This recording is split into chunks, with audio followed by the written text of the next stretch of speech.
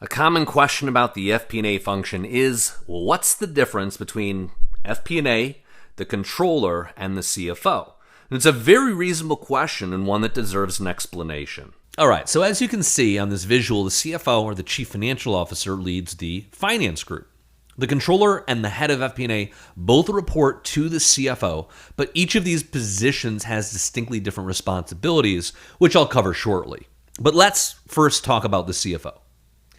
The CFO is going to be the top financial executive and is both a financial expert as well as a business strategist.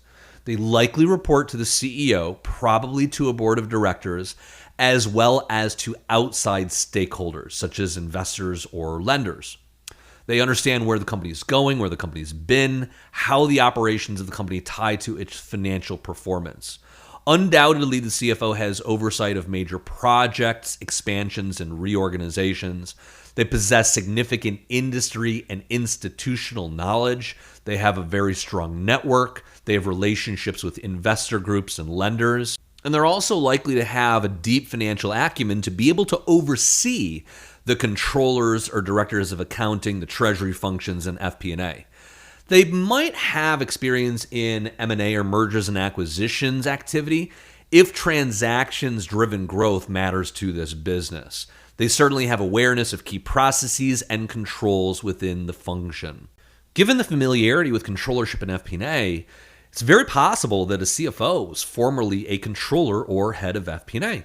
The experience gained in one or more of those roles likely position this person for the CFO role. Let's talk about the controller. The controller is a wearer of many different hats in finance and accounting, but the primary function and responsibility revolves around the preparation of the financial statements and financial reports. It's the controller's responsibility to ensure that the financial statements are prepared in compliance with generally accepted accounting principles or other regulatory requirements. The controller is going to be responsible for the preparation of the three main financial statements, being the P&L, the balance sheet, and the statement of cash flows. The P&L, or the profit and loss or income statement, is a report of the activity and profitability of the business. It's obviously made up of revenues, less direct costs, less expenses, and shows the net income of the business. The balance sheet is an indication of the financial health of the company. What are its assets, what are its liabilities, and its equity position or its net worth. And then finally, the statement of cash flows is a summary of the cash flows from operating, investing, and financing activities. It's cash in, it's cash out, and it's net cash flow.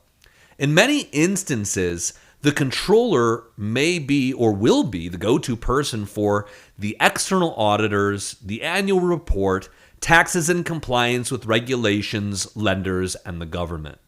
And then finally, let's talk about FP&A. Well, as you know, FP&A is perhaps more like the CFO than the controller is.